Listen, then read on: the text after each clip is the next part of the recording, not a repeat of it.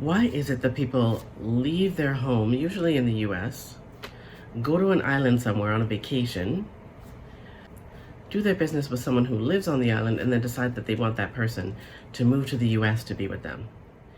90 Day Fiance, Love in the Caribbean is what I want to talk about today.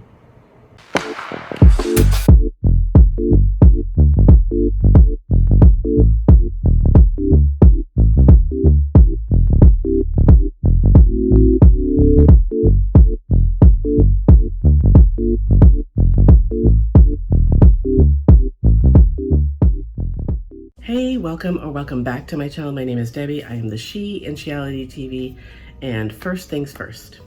On this channel, I primarily do reality TV commentary, but I recently started another channel where I do lifestyle and social commentary, and that channel is called Brain Candy. I will put the link to that channel in the description box for this video. Now back to reality. Okay, so like I said in the intro, it seems that all these people did was leave their homes, go up to an island on vacation, get into a relationship, or what I like to call a vacationship, with someone who lives on the island, and then decide that they want that person to come back to the US and live with them, regardless of whether or not that person has expressed an interest in living in the US. Let's first talk about Ariana and Sherlon, okay? We met Ariana and Sherlon in the first episode. Sherlon lives in Jamaica. Ariana lives in Indiana or something. And she went to Jamaica on vacation and, oh, look, lo and behold, she got pregnant, okay? Sherlon works for his dad's tour company, and he works at a nudist resort or swingers resort. And he's the father of her baby. In this episode, Ariana and her mom and her sisters go back to Jamaica so that her family can meet her soon-to-be baby daddy. So they meet him, and their main concern is he good enough to be the father of her daughter / their sister's baby, right? So the point of the trip for Ariana is to talk to Sherlon about coming back to the US with her, or start the proceedings of him moving to the US so that he can help her raise the baby.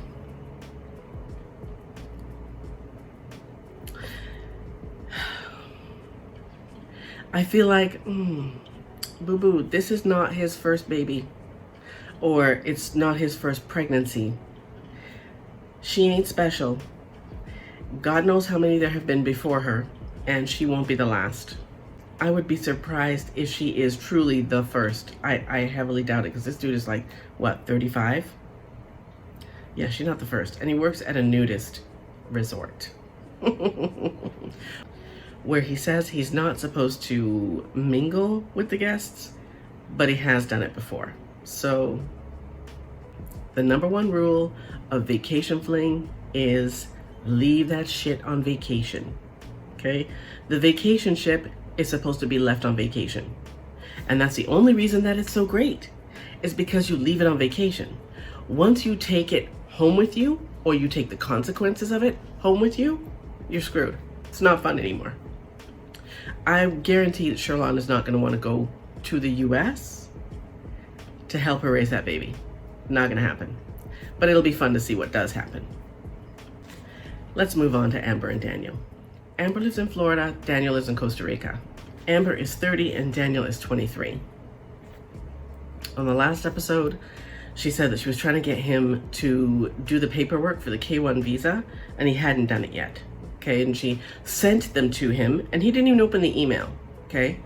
Also in the last episode, she said if he hasn't started doing the paperwork by the time she comes to visit, which she did in this episode, she's gonna have to rethink the whole relationship. So, in this episode, she's visiting Daniel in Costa Rica. He has not started the paperwork, and she's there to help him do it. But remember in the last episode, he said that he had something to tell her that he didn't think she was gonna like?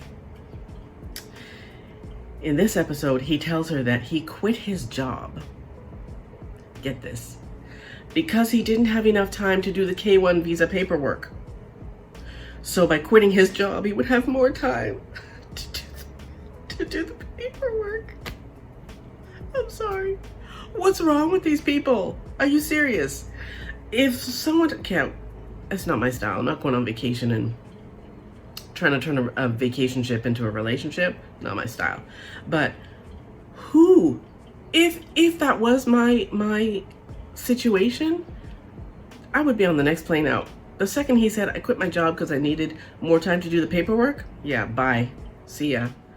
Needless to say, he's afraid to tell her because he feels like she's going to be mad, and rightfully so. She did get mad, and she's like, how are you going to pay your rent? How are you going to pay your bills? Like, how are you quitting your job? Who quits their job and blames paperwork? Who? And he says that he has to take the bus and all that kind of nonsense. This dude doesn't have the brains that God gave a gnat. And for her to still want to be with him, neither does she. All of these people who go to the island and expect these other people to change their lives for them, selfish. Some of the people who they're wanting to change their lives for, also selfish. All of these people are selfish in some way or another. All of them. Hella selfish. Speaking of selfish, let's move on to Stephen and Martine. Martine now lives in Miami. Stephen lives in Barbados. Stephen is a DJ and an event planner, like an event producer, who's always got women chasing him, okay? Needless to say, Martine doesn't like his job, doesn't like the fact that he's bumping into all kinds of women all the time, and women want to be with him. She don't like that. But that's how she met him, right? Again, selfish. This is how you met him. And now you want him to change his whole life because you don't like what he does, right? So anyways, I'm getting ahead of myself. They've been dating long distance for 3 years, okay? 1 year in, Stephen cheated on her, but she's still in.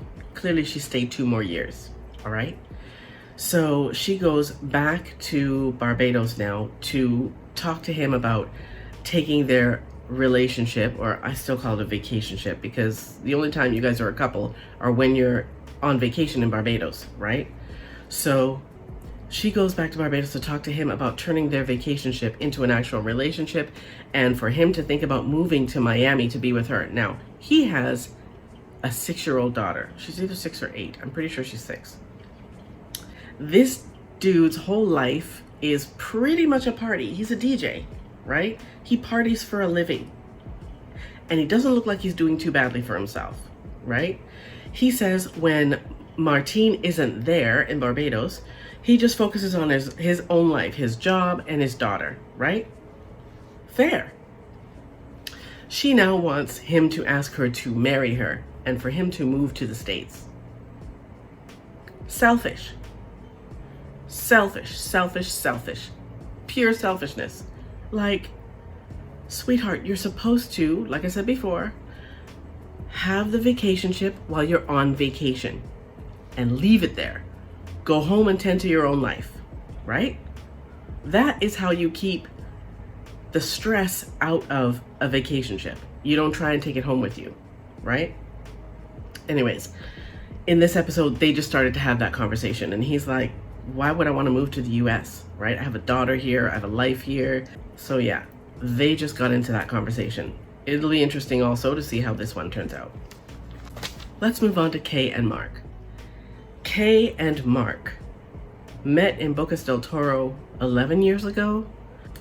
At the time, she had an issue with substances, but he didn't know it, right? So clearly she was functioning, right? She, at the time, spoke no English and he spoke no Spanish, right? When they decided they wanted to be a couple, he moved in with her family, but he says that it didn't last. They broke up simply because they couldn't communicate, right? They didn't speak the same language at all. So they broke up and he went back to the US, okay? In this episode, he goes back to Bocas del Toro. They get back together, sort of. Kay is now clean and sober, and she speaks a little bit of English, enough to kind of get by, and he still speaks zero Spanish. And once again, he wants her to move to the US to be with him. Selfish. She approaches him, and she says because of what she went through with her substance issue, she now lives in the moment. She's living for today. She's not planning anything for 6, 8 months, a year from now. She's living for today. Okay, so they go for dinner and she asks him if he can start learning to speak Spanish so they can communicate better. And he says, oh, no, I'm on vacation. And, you know, essentially he doesn't want to learn to speak Spanish at all. Selfish. Because she speaks a little bit of English. Clearly she's been learning. And he doesn't want to learn to speak Spanish so that they can communicate better. But he wants her to drop her life where she lives and move to the US to be with him. Why? For what reason? Why would she do that? He doesn't even want to learn her language so that they can communicate better. But she should drop everything to move to the US. Honestly, these people piss me off more than the original 90-day people. I don't know how much longer I'm going to last with this series, but I don't know, we'll see. If I do another video about it, I do another video about it. Like I said, it'll be interesting to see where they all go, but I don't know, time will tell. That's all I've got for 90-Day Fiance, Love in the Caribbean. Hopefully I'll see you over on my other channel, Brain Candy. Thanks for watching. Peace.